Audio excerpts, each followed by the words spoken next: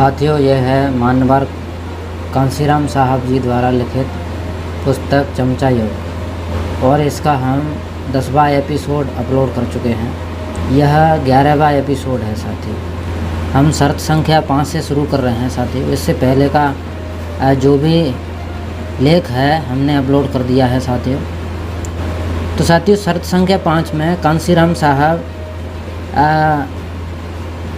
लिख रहे हैं कि किस प्रकार से बाबा साहब ने गोलमेज सम्मेलन में अपने ज्ञापन के माध्यम से नौकरियों में पर्याप्त प्रतिनिधित्व की मांग की थी।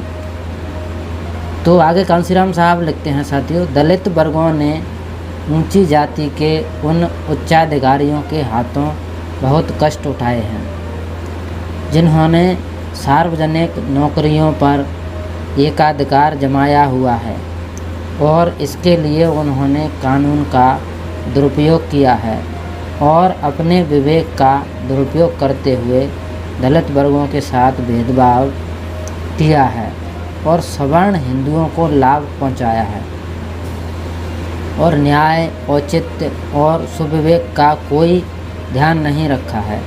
इस शरारत से केवल तभी बचा जा सकता है जब सार्वजनिक नौकरियों, लोक सेवाओं में सवर्ण हिंदुओं के एकाधिकार को समाप्त किया जाए और उनकी आवश्यकताओं को इस ढंग से नियंत्रित किया जाए कि दलितों सहित सभी समुदायों को उनमें पर्याप्त हिस्सा मिले।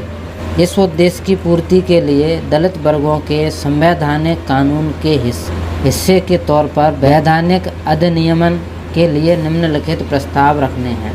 नंबर 1, भारत में और भारत के प्रत्येक प्रांत में सरकारी नौकरियों की भर्ती और नियंत्रण के लिए एक लोक सेवा आयोग की स्थापना की जाए।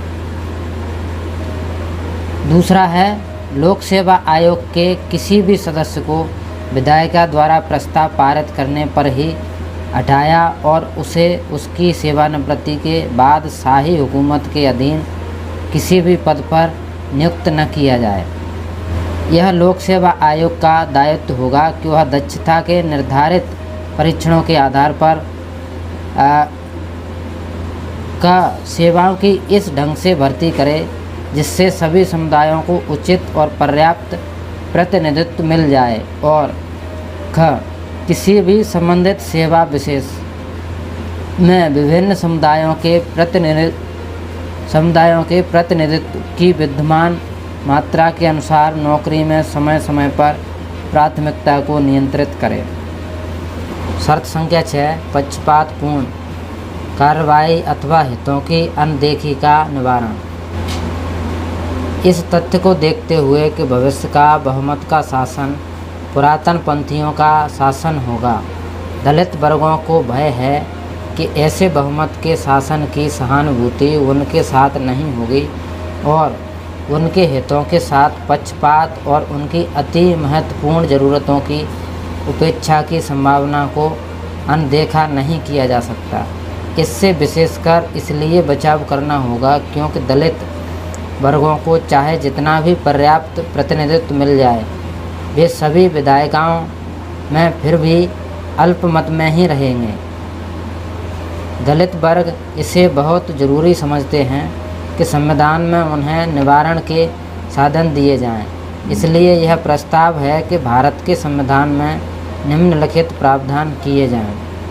नंबर 1, प्रत्येक प्रांत में और प्रत्येक प्रांत के लिए और भारत में और भारत के लिए विधायिका और कार्यपालिका और कानून द्वारा स्थापित अन्य किसी भी प्राधिकरण का यह कर्तव्य और दायित्व होगा कि वह शिक्षा, स्वच्छता, सरकारी नौकरियों में भर्ती, दलित वर्गों की सामाजिक और राजनीतिक प्रगति के अन्य मामलों के लिए पर्याप्त प्रावधान करे और ऐसा कुछ न करे जिससे वे पक्षपातपूर्ण ढंग से प्रभावित हों।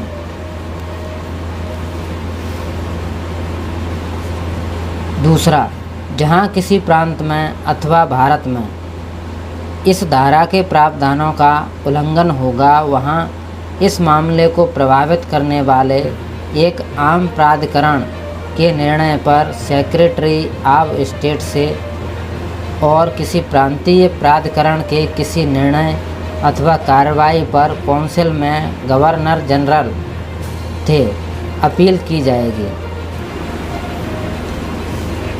ऐसे प्रत्येक मामले में जहां काउंसिल में गवर्नर जनरल को अथवा सेक्रेटरी ऑफ स्टेट को यह लगता है कि प्रांतीय प्राधिकरण अथवा केंद्रीय प्राधिकरण इस धारा के प्रावधानों को उचित ढंग से लागू करने के लिए जरूरी कदम नहीं उठा रहा, तब और ऐसे प्रत्येक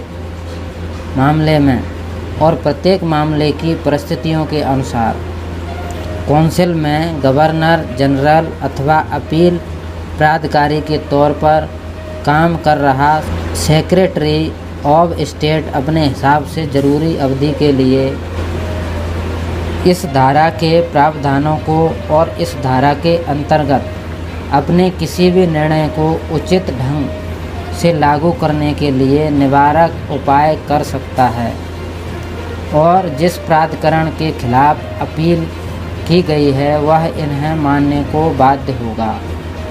साथियों, चमचा युग को हमें YouTube पर डालने की ज़रूरत क्यों महसूस हुई? इसका कारण सिर्फ यही है कि चमचा शब्द का उपयोग कांसीराम साहब ने समाज को जोड़ने के लिए प्रयोग किया, जबकि वर्तमान में चमचा शब्द का प्रयोग समाज को तोड़ने के लिए किया जा रहा है। कुछ मित्रों ने YouTube पर चमचा युग किताब को